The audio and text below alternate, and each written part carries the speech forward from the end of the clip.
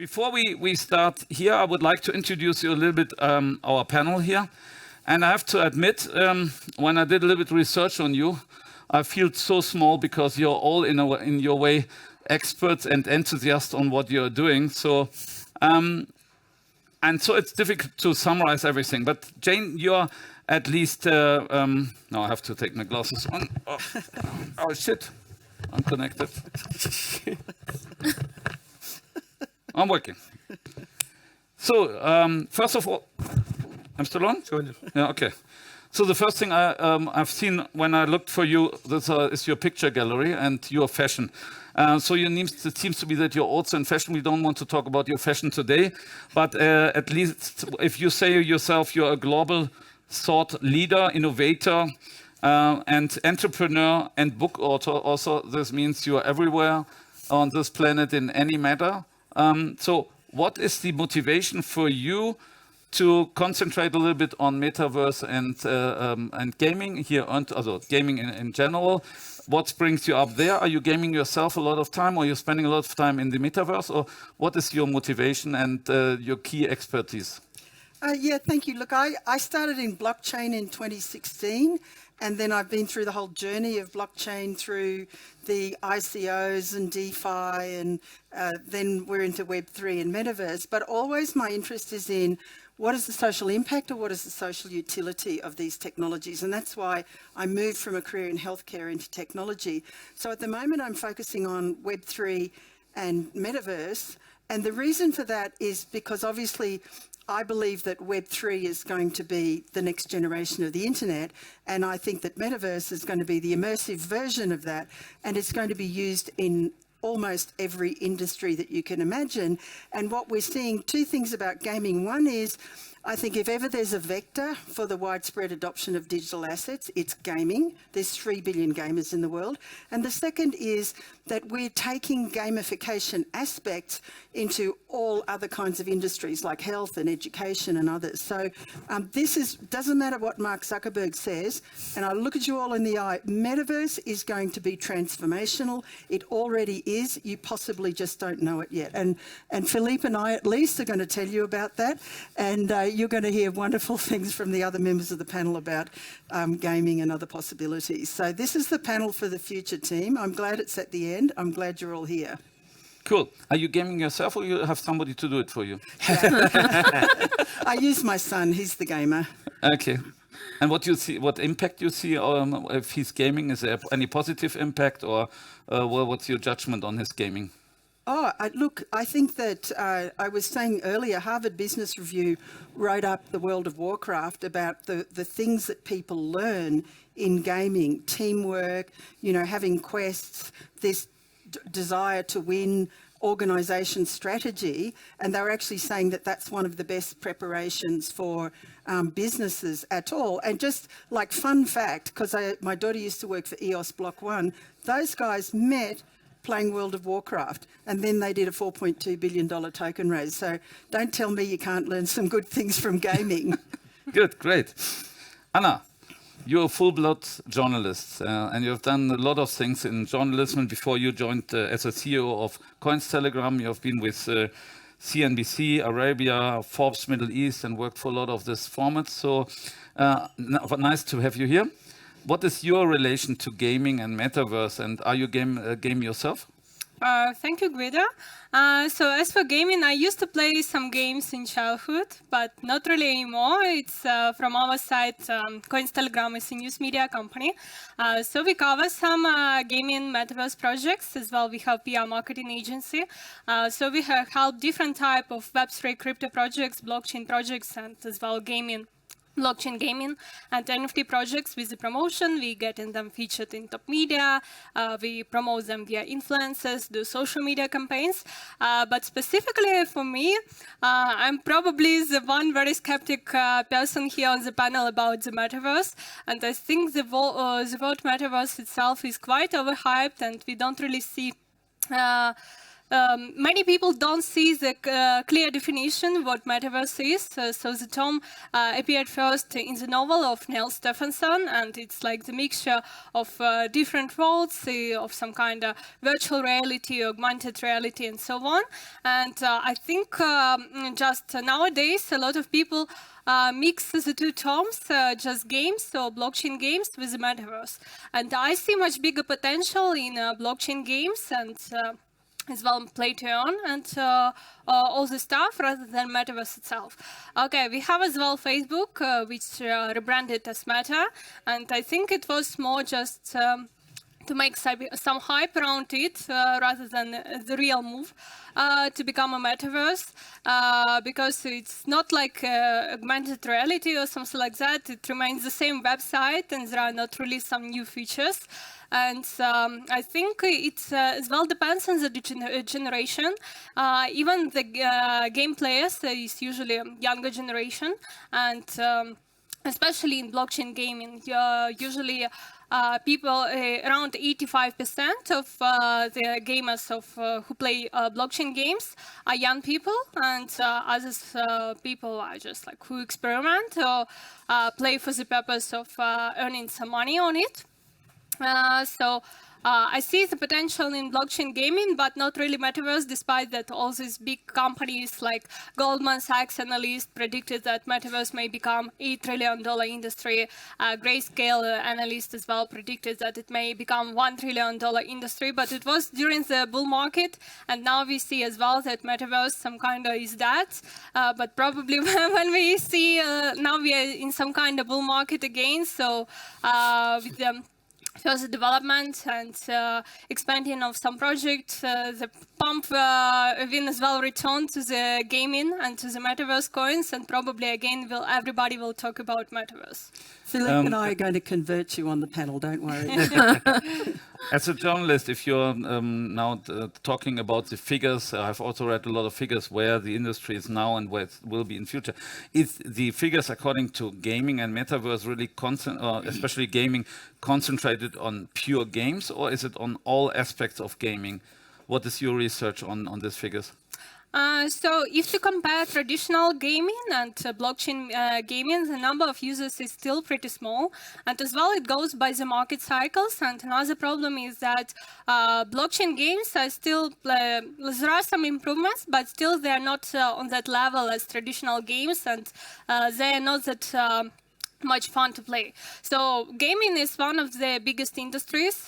We have over 3 billion gamers worldwide, and currently the number of gamers in blockchain gaming dropped quite a lot. We have around 1 million active playing wallets per day. And that figure, the most popular game was Axie Infinity. And at the peak in 2021, they had around 2.8 million gamers per day. Nowadays, they have maybe 97,000 only. So this number quite dropped. And as well, it goes to the economics of play to earn. So there were a lot of talks that people play these games not because they are fun, but because they want to earn some money. And as well, when they earn this incentivized in the form of tokens, they just drop that on the market. So those tokens were not always beneficial to invest into to get nice investment. Beryl, I think the most what I like is always if somebody says him by himself, he's a pioneer and fintech entrepreneur. So I think this is a very nice aspect of it. But you are in addition the co-founder of Yield Guild. Oh, sorry, the week was long. Yield Guild Games World. So what brought you to all this gaming and metaverse industry, and what you like about, and also the question, are you doing any activities yourself next to your work in this field? Yeah, absolutely. So I started in crypto in 2013, right? Looking into Bitcoin as an asset class. 2014, I was a founding team member of Coins.ph, the largest cryptocurrency exchange in the Philippines. The largest GDP driver was actually remittances. So I was really curious about Bitcoin as an infrastructure to move funds. From then on, I looked into asset tokenization. I started backtesting trading algorithms for BlackRock in London. And then with my previous startup, I sold it to SMKG, and then I started, advising, consulting for a bank in the Philippines. I got stranded in the Philippines because of COVID. And then that was when this was in 2020, when I started, myself and my co-founder, we were looking into all these DeFi platforms, Aave, Compound, right? They just flourished. But what really inspired me was during the lockdowns in the Philippines, a number of Filipinos could not go out and do their day-to-day jobs, right? Because they're lockdowns. They have like a high unbanked rate as well in the Philippines, so they don't really have savings. But with a game that they can just download with their mobile phone with internet connectivity, they're able to actually just play with three, called an Axie Infinity. Like you need three Pokemon-like characters, and then they compete. They use this platform to communicate, to socialize during the lockdowns, and then they just formed esports teams. And then it was really fascinating, and there was no marketing at all. Like everything was word of mouth because, the daughter would actually play, and then the grandmother will start playing. So, there was actually, it was funny because there was an algorithm. They thought that there was a bot playing in the Philippines. Like there were a couple of bots playing, right? Because the game was just on 24 hours with the same IP. But people were actually, in their family, they were just one mobile phone. They were just passing it through mother to father to child to grandmother, right? Everyone's just playing. So to me, I thought that it was really, really fascinating. And for somebody in finance, I thought that this could be the future of work, right? If you actually, they don't need to acquire these assets, right? We can just lend them the assets. So YGG actually purchased a lot of these NFT assets, breeded them, and then got communities from around the world to actually play with these assets. So that's how it started, and then we raised funds, and then we started supporting communities from Philippines, Southeast Asia, Latin America, India as well, and then throughout mostly emerging markets. And I think that this really helps with inclusivity, who actually wants to get into Web3. It's a very great user acquisition market. The market is really big. You guys mentioned 3 billion players out there in gaming. In 2024, that's going to hit 3.3 billion. And an average gamer spends 40% of their waking hours playing games. That's 2.4 hours a day just playing games. And PricewaterhouseCoopers actually expects that in 2026, you're actually going to be hitting $320 billion in revenues just in gaming, right? But blockchain and Web3 brings, it becomes more exciting because there's a proliferation of secondary markets, ownership of assets. And then on top of that, right, you're able, through smart contracts, you're able to actually code perpetual ownership of these assets, meaning to say that you'll have perpetual royalties, right, in secondary markets, which actually empowers your creator, your developer, right? So it actually creates a new kind of economy within gaming. And that's the reason why Web3 is actually really powerful, Web3 gaming. Cool. Thanks a lot.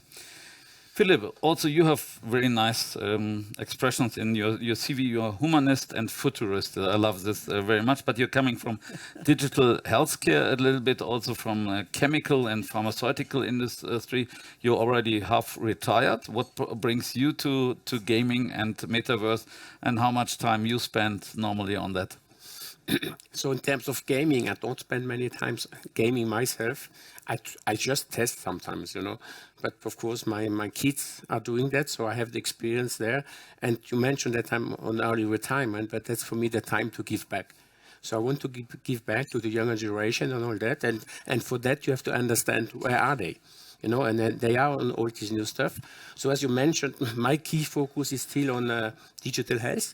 And actually, I'm an international speaker and I travel around talking about healthcare in the Metaverse. And I met Jane, in Brisbane, where I went for the World Pharmacy Congress talking about pharmacy in the metaverse. And I like those challenges, because everybody thinks pharmacy is very physical. I talk about health tourism in the metaverse. And I think really health tourism is something I want to travel. I want to be there to experience. But there are benefits of some stuff doing like, pre-operation, pre-visits, post-operation, all the stuff what you can avoid to go physically to do, you can do in the metaverse. And basically, for me in healthcare, the system is, the house is burning. We don't have enough doctors, we don't have enough nurses, and they spend 70% of their time doing paperwork and data entry. So if I can remove a piece of that and put in the metaverse, then maybe they become more human and they will have more time to talk to the patient. And I still hear a little bit too much here. We still talk Web3, blockchain, all that. For me, it's the future is a package of that. It's not just doing blockchain or just doing Web3. The future of Web3 for me is the new web. The technology behind that is blockchain. Metaverse is also a piece of it. And maybe to come back on the Metaverse discussion about Meta. I hate it when when Facebook changed the name to Meta, because that's what they wanted. In healthcare, that is not good for the reputation. Nobody wants to work about Facebook, in the healthcare, and then you talk Cambridge Analytica and stuff like that. So it was, for me, I initially had to talk a lot about metaverse is not just meta, And even I'm on board of many startups. For the moment, I'm encouraging those startups, that innovation to come. I'm not sure if I want the big players to be there yet. And when they started in the last years to disinvest, I'm okay. Let them go. Because for me, healthcare is something else. And then back to the gaming. When you listen over old generation, we look to that, we think, yeah, gaming is addiction and all that. And then you might say in the first round, yeah, do I want that world, that behavior in healthcare? So honestly, if people get addicted to health, I would be happy. So for me, addiction to health, taking care of your health, and the younger generation is moving much more into wellness, preventive care. Today, you didn't mention, but I worked also for Big Pharma. I always said, we do sick care, not health care. So the trend today with the younger generation, they become much more conscious of that. And then I may not talk about play to earn, we talk about health to earn. So promoting healthy behavior. They are companies, so it's not only that connected to your watch, but they are, for example, I know a company in Dubai, they do a yoga session. They go to run or to swim, and then you get points, so you can get reduced insurance, you can get, voucher, Amazon or whatever. So encouraging people is a lot about nudging. And my last point about the metaverse, but maybe people have to understand, too many people think just AR, VR. If I want to reach a maximum of people about healthcare, not everybody is going to have VR glasses. So for me, it's like the gaming. There are so many millions or billions of people playing.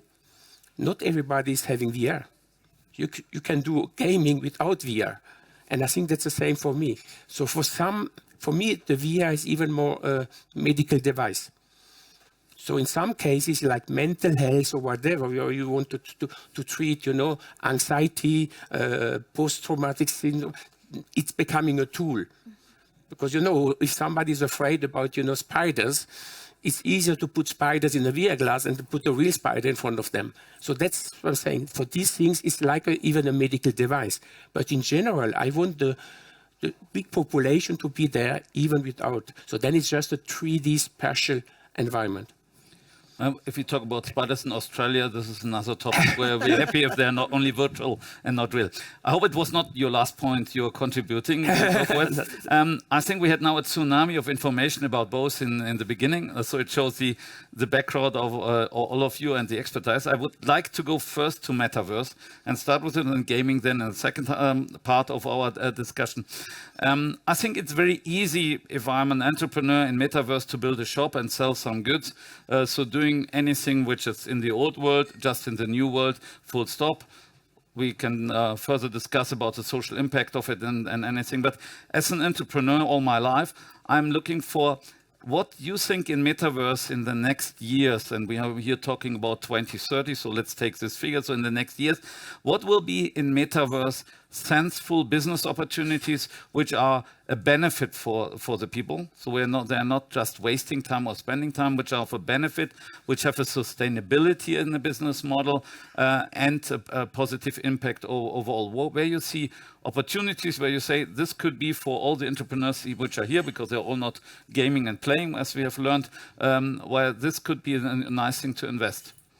You would like to start? Yeah, look, I'm happy to start, and I'll leave the healthcare stuff for Philippe, but let me tell you that right now, it's not 2030. Now, people are doing a whole lot of incredible innovations in healthcare with Metaverse and digital twins. In education, it's going to be transformational in education, because it means that people can come into an immersive environment. You can create gamified experiences so people can learn about ancient history by going to ancient places and having the experience. People can connect in from anywhere, so it's accessible to people from all around the world and share information. And it's fun and it's exciting and it's interesting, and you can go on field trips every day. We lock kids in a classroom for 8 hours a day and bore them to death. Surely this is not the future of education. And we're going to have to reskill people multiple times in their lives, and the opportunity to do kind of precision learning in the metaverse is there. So that's the second one, and I'll leave Philippe to talk about health. Can I have a small question? Yeah. You say it replace it out of your description. I'm going to ancient sites in the metaverse, and then I would say then you have not to go there on the other side. But I think to make it really a value and sustainable, how we build then the bridge that the people are not only going in the metaverse to the ancient site, that they also one time take the ancient site, visit it, and smell the dust and see the people around. Well, now you've given me a beautiful segue into metaverse and travel and tourism, because in fact there's evidence that suggests that if you take a metaverse trip, it excites you so much you're more likely to actually go and take a real trip. I just wrote a paper for Hospitality and Tourism about this. So it's going to offer people the opportunity to go and have a look around and see if they want to go there, to go into hotels, to go into cruise ships and look around. For people who are elderly and disabled, it means they're going to be able to travel, because now they can't travel. So it's an advantage to people who, for whatever reason, can't get there. Qatar World Cup, they did a metaverse. You couldn't get to Qatar for the World Cup. You could watch the games in the metaverse. So it's going to give people accessibility that's not available now. And this is also a good business case in your opinion. Yeah, good business. Automotive, digital twins, like it's so exciting. What are you going to be doing when you've got a driverless car in your car? Your car becomes a metaverse auditorium for whatever you want. And now what they're doing is like creating these, you would have seen them in Dubai, these designer cars. So an artist creates a wrap for a fancy car. So you've got a fancy car, you've got an individual piece of artwork, and then creating that into an NFT so you can race your car in a game. Like, it's almost endless, the opportunities that are there for people once you start turning your mind to different industries. And I just want to say the one word about digital twins, because I think the digital twin is going to be used in every industry. It's going to be used in the airline industry. It's being used in healthcare. It's going to be used for city planning. I've seen amazing, you can do scenarios on the snowstorm and the flood and the catastrophe and enable you to prepare better. So you just sit there and imagine the possibilities, and they're going to be there. And it's not 2030, it's now. The big techs are just trying to keep their business the way that it is, and they want to use the same business models. They want to take your data and sell it to someone else. Don't listen to them. Educate yourself. There's 600 plus companies building metaverse applications now. There's massive opportunity. Yeah, and with the digital twins, we double also the number of inhabitants in towns by the next day. Well, Anna, the network state, don't forget that. It was an interesting conference in Amsterdam. Yeah, I liked it. And you're also a global nomad from your background. Anna, what business opportunities do you see according to Metaverse and from the media industry? Is there anything where you would say this is a perspective, a need for new businesses where it could be an interesting opportunity? Yeah, I would say I would separate Metaverse and all other opportunities. As I said, I'm really skeptical about Metaverse, but I like some other stuff. We can take example during COVID, when, especially in crypto, everybody got used to go around, so to fly all over the world to different conferences, and then the world was shut down, and people referred to different virtual conferences, and some conferences even started building their own platforms, and they build it really like 3D platforms. You can create it, your 3D avatar, and you can make it to look like you. But in reality, it didn't really get that much adoption. So that is why I'm a bit skeptical. And once the world was opened back up, everybody just started traveling again. Of course, we still see now some virtual webinars, virtual conferences, but it's not in the 3D world, just on some platform where you have video and audio, and you just tune in, and etc. From the media side, so the use of such like complicated platforms for any events, I see it's quite complicated for people to spend time there and etc. because it takes too many actions. It's not just like in one click when you just connect to webinar and you do something else and you can listen to it and so on. So from that side, I don't really see much perspective. But I agree with Jane that there are a lot of opportunities in education, and as well as a mix of different gaming and education. For example, even the biggest metaverse and blockchain gaming fund is Animoca Brands, and they acquired a company called TinyTap, and it's the largest library of different educational games made by teachers. So I see quite big development in that way. As well, we see in alternative, somebody told that, like, why play to earn and not work to earn? There is another alternative, learn to earn. And so I know some projects making like some educational courses to learn some new languages or other skills, and they reward the users, students with some tokens to incentivize them to learn something. So I see a big opportunity on that way, and a big future in that way. And another thing... May I just ask one more? If I have also a little bit journalist background, and journalism for me is about analytics and investigation, so taking facts together to present it to a third person or to the audience that they can build their opinion. In ideal case, we know that the problematic also part. If I go to Metaverse, wouldn't be a business model that there's a publishers company in Metaverse, and that at least any of us, not me with my background, but any who is not a journalist, can participate there as a journalist and publish something with support of AI tools and make their kind of business out of it, because then everybody feels to become a journalist and in this metaverse and to perform it. Is this a direction where you see there is any room, even with the risk to replace beautiful journalists like you, or is it a topic where you say no, there's no market for that? I would say because not many people hang out in the metaverse, it's not really viable. And the same, you mentioned that about competition. Now everybody can write something on social media, or especially on Twitter.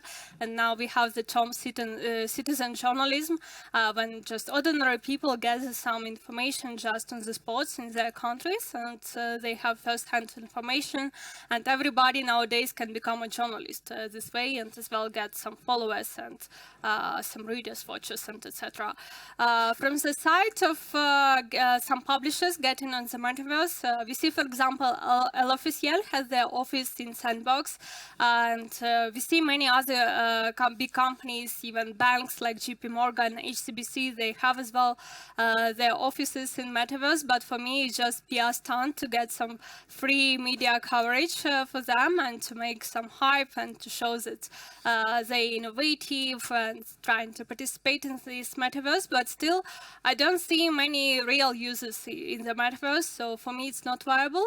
But there was another story related to a traditional game. I don't remember the name, but some journalists were covering some cruelties or some war, and they hide it they write is in the library in the game. So it was impossible to publish it openly on any websites, but it was possible to go to that game and to get in that library and get access to that information. So in this way, it's interesting. Beryl, gaming we will have a little bit later. So, but for me, Metaverse is up to now more static. You build something, a shop, a house or anything, and then you maybe walk in and walk around, except the gaming part in the Metaverse. Anything outside gaming where you, like a successful business entrepreneur, would say, I have not the time to do it, but there would be a recommendation to build something on it? Yeah, so in general, like gaming and the metaverse, right, and business opportunities, I feel that we're still very early on, and there's just so much to talk about. So I'd say that gaming in general, it appeals to human nature, right? Like people, it's just easy, right? Like it's just easy to understand. So without knowing that it's actually in crypto or anything, they just want the experience, right, of being able to come into a game, just play, and then eventually they'd actually learn finance, for instance. The early, for example, the early players of Web3 games learned how to use DeFi applications, and these people in emerging markets are mostly unbanked, for instance. So it creates that opportunity. And then I'd say I'd also like to build upon what Jane actually said, that the gamification of real-world applications, right? So for example, right now it's being done. You can have a treadmill at home, and then you just insert like on your iPad an app that tells you, okay, you can go jogging in whatever country, right? And then you see it, and then your treadmill just goes an incline, goes down, right? And you can also track like your friends, and like you have that experience of competing. That also happens with cycling, right? And I feel that that might actually be the new generation of kind of like games, where it's very much like an experience that you can just do at home, but you're just racing, right? And we could also see that in education, for instance. Healthcare, for instance. There's a lot of opportunities building upon the foundations, the psychology of gaming. Yeah. Yeah, but when I was in Metaverse and they offered me a nice bar where I can sit with my avatar and have a drink on it, to be honest, I'm not a person. I love to sit with you here. I love to sit later on with guys in the piano bar and really dance, like and see the life. So for me, this is all a bit where I said, okay, for a couple of people it's really cool, and a couple, I mean, millions or billions, but where, Philippe, is maybe out of your view, because you are thinking a little bit more how to use the Metaverse and applications to build a bridge to the real world and give a benefit on it. Any business ideas comes to your mind for Metaverse, where you say this is something which is not covered by the present Metaverse, and this is the development where a Metaverse will go to? So I have basically 3 points. One is just to respond to the last point. What is holding you on from doing more dancing and having more fun? All the other stuff. So if I can remove all that other stuff so that you have more time to dance and all that, then that's a different world.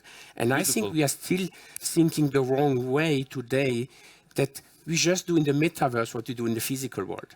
We have to look to new business case, new stuff that we are not able to do today, and which may even save you time. And back to, as I said, we can talk about tourism too, because I was involved in healthcare tourism. The point is not, I want to go there, but maybe my choice can be influenced about an immersive experience rather than just a flat brochure, that I'm reading and whatever. So I can have being there, and then I can decide why I go to that place rather than that place. If I go even maybe to, Thailand, a nice spa in Thailand, whatever, of course I prefer to go physically to the place. But maybe not everybody has a yoga facility, a meditation facility. So a simple, nice place in Thailand could add, just with 2 seats and VR glasses, also yoga and meditation facilities. And it gives you access, potentially, to the best expert in the world. Because, and then it's also timeless. We forget that. It's timeless. You decide when you want to go for education or whatever, because that's another issue. I have now to go to a course. No, you decide at what time I go into Metaverse and I get this immersive experience on education or whatever. So I'm saying we still think just to do what we do in the physical world, in the Metaverse. We have to look for those things. And I have another argument, which is unfortunately not my preferred one. But when you say you don't believe in Metaverse, why are Nikes? Why are Adidas? Why are museum and all that? So if you, even as a journalist, whatever, you're not there, you're missing a part of the information that is there. And they are looking for new business model, personalized shoes or whatever. Even years ago, I met a company in Singapore, and that was before talking Metaverse. They were selling themselves as supply chain sustainable, because the fashion industry is also one of the worst in terms of supply chain and sustainability. They were selling virtual clothes. And my wife said, "You're crazy." No, I want a real clothes, But the younger generation is about their image, on the social media. So why is not about what they did? You send your picture and you buy a clothes, and they did, the whole 3D stuff and all that, and you get your image with the new clothes, on the things. So we have to be open to things like that. We think with the old mind. I also prefer maybe real clothes, but the younger generation is open about their image on the social media, and then that can be a virtual image. But I'm very happy that you still had the money to buy your real clothes and not spend everything in Metaverse and would sit here naked. So I think appreciate that we have both worlds. No, yeah, absolutely. But for me still, I say always, if I do a new business, game and bread and game, the old Roman sentence is in it. And I always said there has to be a benefit and the use case in my daily life. Yeah. And for me, up to now, Metaverse is a little bit something separate, without the connection. And I liked very much when you talked about it, and also the other ones, that where are the bridges between the ones, so that, like you said, where is the benefit for me on my daily basis? Because I think then we are catching up business models which are sustainable and which last also for a long time, next to the whole gaming industry, which has been established so long here that it will go forever as well. So just the last point about that, because, I talked a little in general. In terms of healthcare, we have a huge issue about access to healthcare. So not everybody is living in a city and has access to the doctor or whoever. So you can get access, to even best expert, but even simple stuff, to the Metaverse. And if I have just a headache and a cough, why should I travel 100 kilometers for some people, to go to the doctor to get a paracetamol and some cough syrup? So these kind of things, that's why we talk pharmacy, we talk medicine, but it's also about touching a population which is in need today. Those people have no access, and it's maybe the same about education. Not everybody has access, to Harvard School, MIT and all that, but online they can have, of course you can have today with the actual web, but you can get the more immersive experience, being in the classroom, seeing the professor in front of you, interacting, with the avatar, so of professors, of doctors. So I think that's the point. It's also solving a problem. It's a need that is not covered today. And I can cover that with the Metaverse. I would like to add to that that I don't think that for that Metaverse is needed. It's just telemedicine. You just need computer and access to the internet and via video. Of course, some people can tell that even Zoom can be considered as Metaverse, but it's not really Metaverse for me.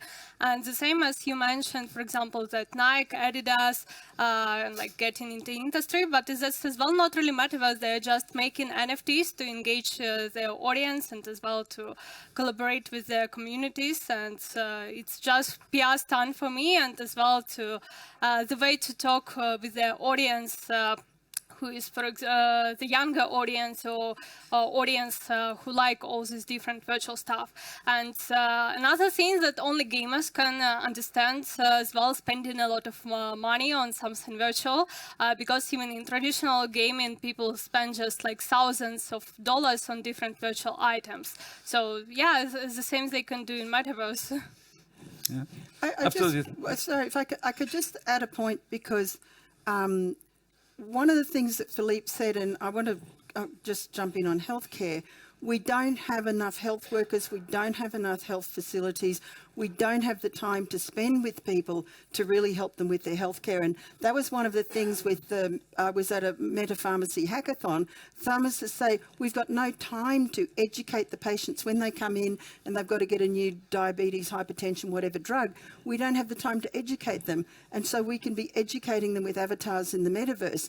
And similarly, as long as you haven't had a car crash or you're having a heart attack, for most things, the triage can be done by avatars linked to your wearables. And people are doing this now. So what it's going to be able to do is extend the capacity of our system to be able to reach more people, and for the health workers themselves who are highly trained to do the highly trained functions.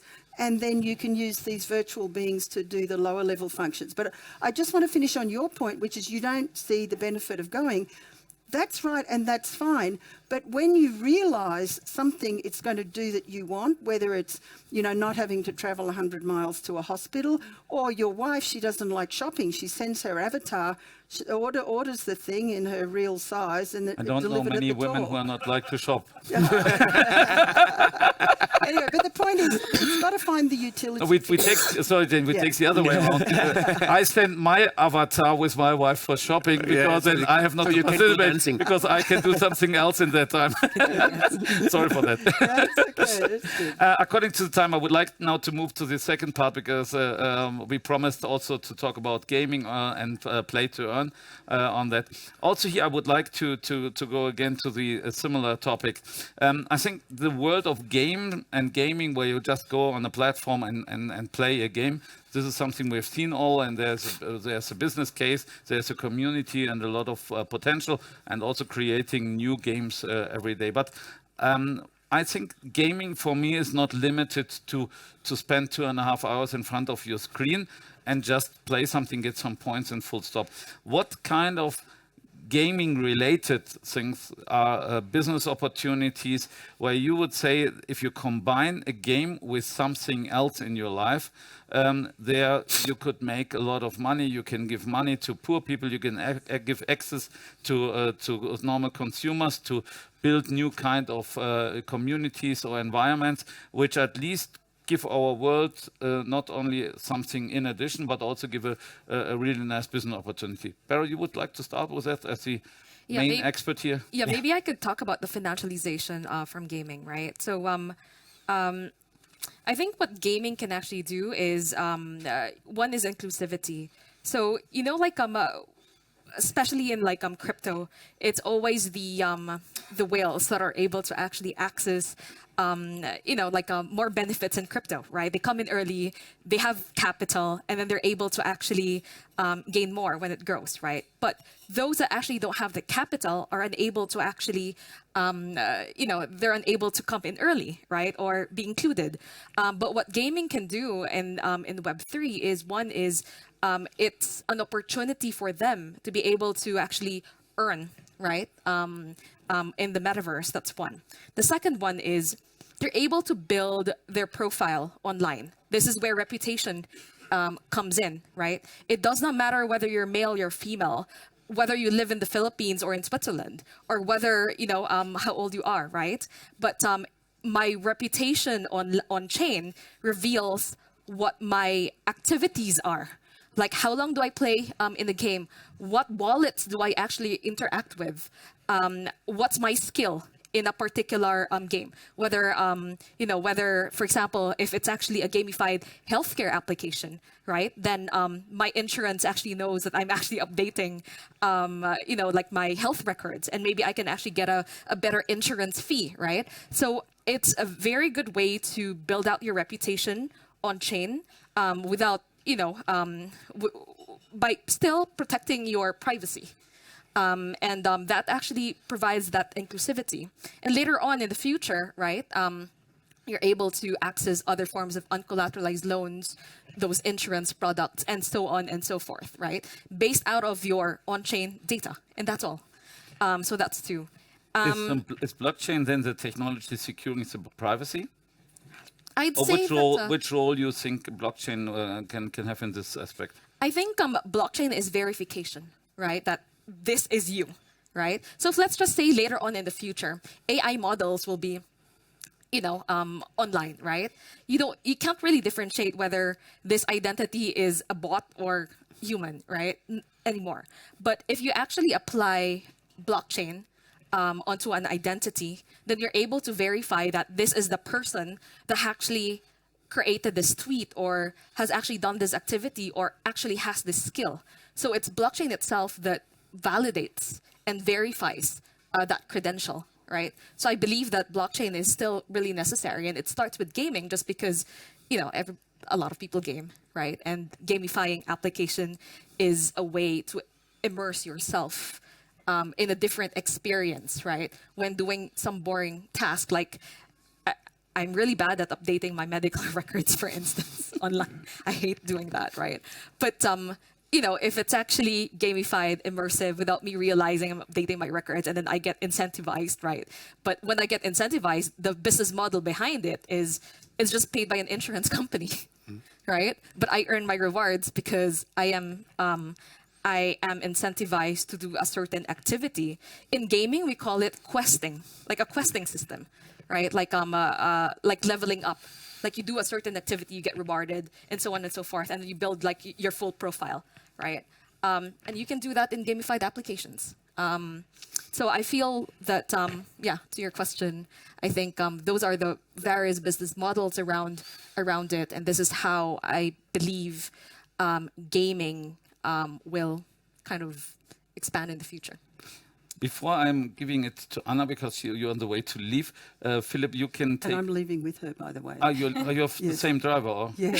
Oh, shit, for that. Okay. You can warm you up a little for a question. I'm coming a little bit later for business opportunities outside of healthcare to gaming. So then I would like to give you the opportunity to have a little bit a final statement before you leave, according to your view, to business opportunities in gaming, which are related to other parts as well.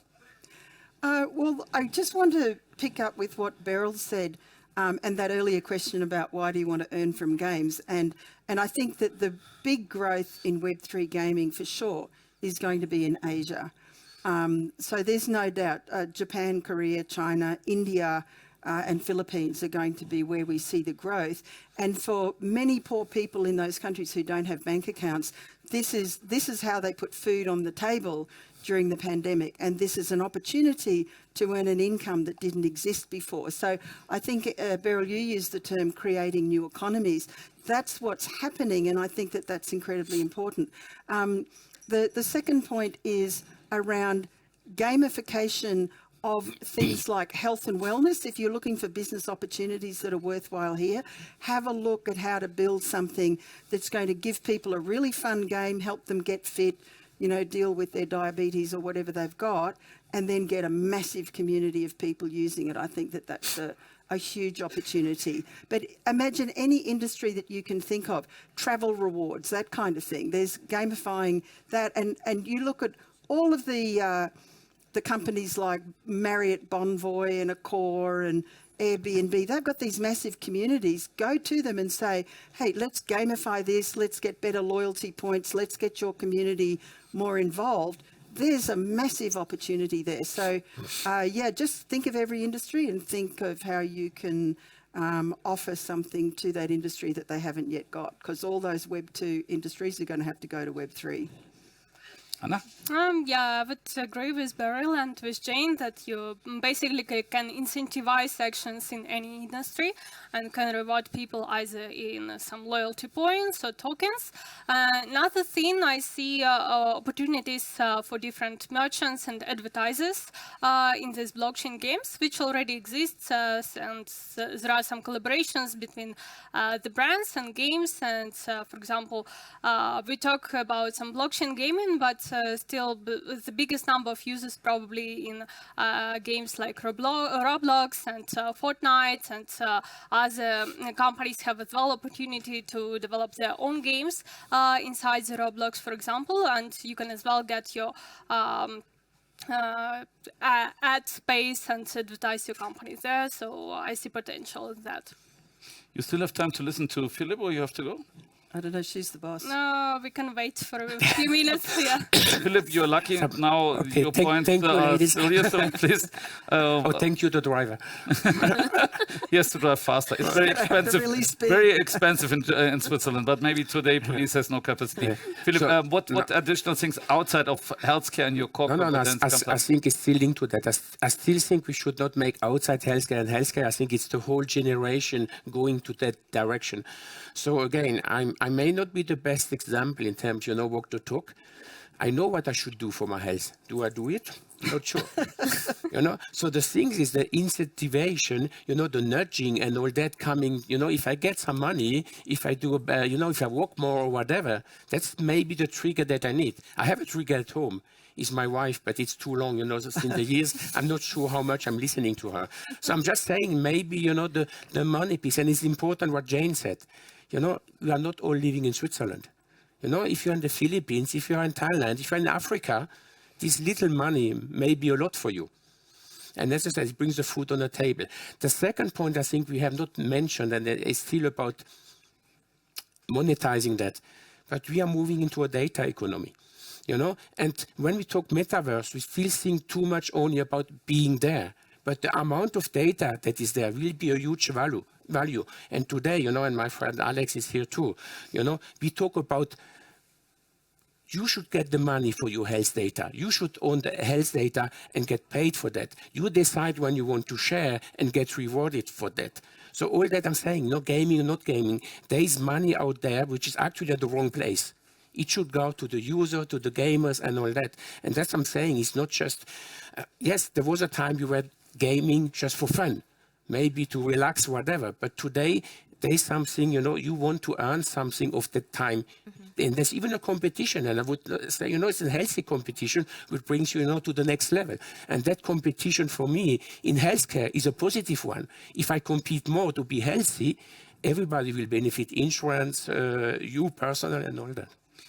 With this, you got me, because I went into blockchain because I said I want that we get our the privacy, that we get our access and control over data back, that we get our decentralized systems and all this. These are values I like. So with this, you got me. You have more time, or you can leave? Have to leave, Anna? I think, we have to leave. Good. Then I would say a very small break with an intermediate applause for you both. Have a safe trip. Thanks to the driver. Yes. And take care. Nobody leaves without some chocolate today. Thank you so much, Jane. Thank you, Anna. And then we please stay, we continue. Jane, Yeah. Anna, thanks a lot. Yeah, Thank you so much. So I come closer to you. We have a few minutes left. Yep. Further comments in between you picked up and where you say this is of interest and brings you to new ideas as a creative person. Yeah, so one thing that actually, so maybe we go with the criticism of play to earn games, right? Like the sustainability of tokenization within the games. But I know we've been talking about healthcare, so that was a really good example earlier. That feel very you get now. rewarded. You get rewarded like for certain quests or certain actions, but then somebody pays for it. Who? For example, insurance. Another example, maybe in education, you actually reward those that are completing the module, right? But who pays for it? Maybe the future employer, right? So the platform now becomes like a training recruiting system, but then they earn money from a sponsorship or a sponsorship from an employer, or how do you say this, executive hiring fees, right? In gaming, I believe that a good model would be lose all and win all. Kind of like you need to put show money in to be able to play the game, and then the winners would be able to into a gaming pool, right? A pool of like a prize pool, and then this prize pool will be distributed after. But then the ones who lost, well, they lose their show money. So that is one of the more like sustainable models, for instance. And then maybe like membership tiers with membership tiers, right? So free to play in the beginning, and then as you level up, you could have like your membership fee. So I think like when we talk about all this innovation and applications, we also need to think about, because Web3 and Metaverse is you can't really separate the incentivization structure, right? That's what makes Web3 games special. The incentivization structure and and that data that happens, right? So that needs to be bridged in. You're really inspiring. I'm just thinking of this with my lawyer background and with your recruiting approach. I was also in recruiting for a couple of times. That yes, if you could do games where at least we ask questions for the specific topics, people contribute, maybe we measure the pulse of the healthcare and see if they're stressed on it or not, then to have a scoring out of it, which can then be used to recruit people which are fitting to my method. Could be also maybe a direction. We have at least 3 minutes and 24 seconds left. I would like to open the floor if you agree to questions from the audience. Is there any questions? What does it mean? You have 5 minutes or a question? Okay, yeah, please. So, my name is Ekaterina Anthony. A little bit louder, please. Yeah. Question about children. I have children, and I always have problems with gaming. And if you reimburse them and give them money, I will never see them again. Because my son, he's 12, and he already saying, Mama, I know how to earn money. And when I stop his gaming, he's saying, no, I now will win 200 francs, you should not stop me. You don't understand, it's my community. And I'm a bit worried, where is the balance? Maybe you give us some advice. May I answer, even if gaming is not my specialty? Yeah. I think it's about education of the kids. We lost a little bit that. I'm happy that you take this ownership, but we have a lot of parents that are giving that ownership away, and they put them in front of games and whatever. So I think it's just a different education. You have to know gaming and know how you educate, because you have to teach your kids how to earn money. Now there's a new way to earn money. You have to be aware how it works and how you educate them on them. You cannot, I think we also as parents have to learn the new things. We cannot live with our experience 30 years back. He defended you, correct? Right? Or you want to add something, Beryl? No, I actually agree with what he's saying. Maybe treat it as like a just be ready to lose it when you give it to your kid, because you never know whether it's coming back, right? Like in gaming, you never know whether you'll lose or you'll win, right? So I think, so a lot of millennials right now, they're highly, highly tech savvy, right? And because they go through this experience, right? Communicating online, like on Roblox, you also need to code sometimes. So they learn basics of coding as well and building, right? And this is like you're 11 to 14 years old. They're highly, highly tech savvy because of those kinds of applications. So if you treat it as like just an educational kind of like platform for them, why not? There was another question. Yes, a question on play to earn, right? And for me, it a little bit looks like restaurant. Yeah. You come to restaurant, food is perfect, you are served, you don't have to cook, but then the bill comes, right? The same with play to earn. Looks excellent, people may earn money, but after all, we're talking about where this money should come from. And the question is whether there is any really sustainable business model for play to earn games. And before you answer, just two more brief comments. Advertisement potentially could be, but we need to understand that Facebook, for example, has not earned any income from ads for years before it became big enough. Yeah, if we're saying about some other gamers pay money, or all gamers pay money, and there is a winning pool, that actually is not play to earn, because I mean somebody will win, somebody will lose. Those who lose will never come back.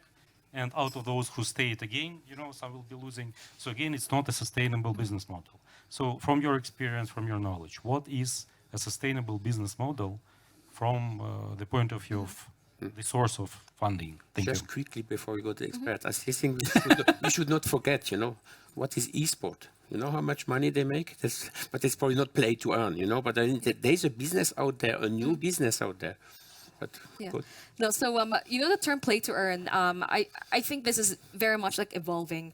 So I think the right way to define it is blockchain games, Web3 gaming, right?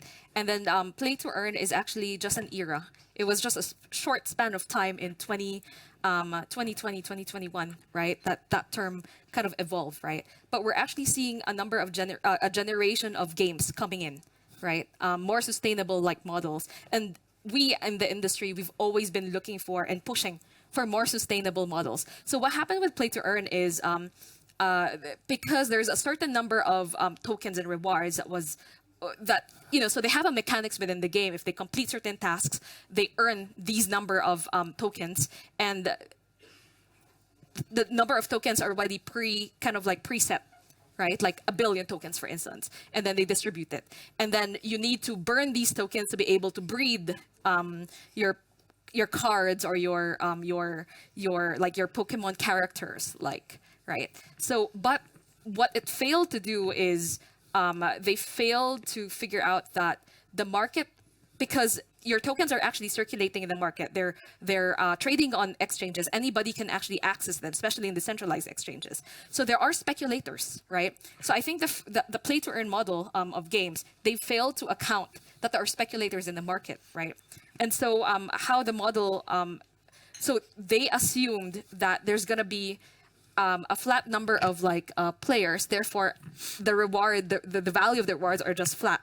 But the reason why it's been going up is because the rewards over time is because the more people who come, new players coming in, it drives up the price higher.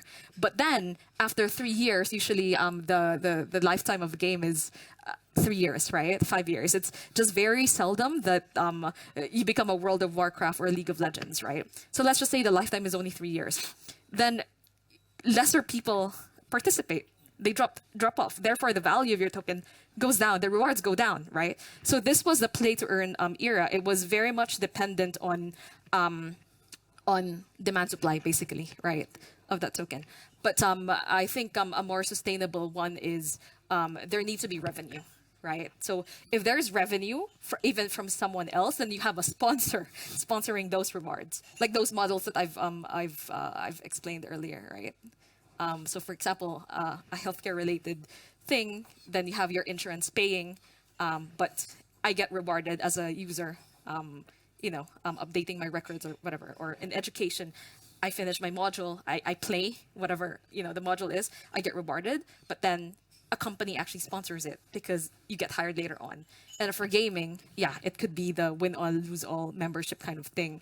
And so many other models out there. So I'm actually also interested learning more what potential models could be applied. Like I'd say blockchain gaming is very new, right?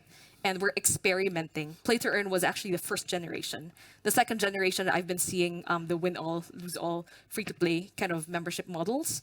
But maybe there's going to be a third generation, fourth generation, fifth generation. And I'll be interested to see. The handsome man in the corner. You had a question as well? No. Okay, good. Okay, we are out of time now. That doesn't mean that this topic is finished.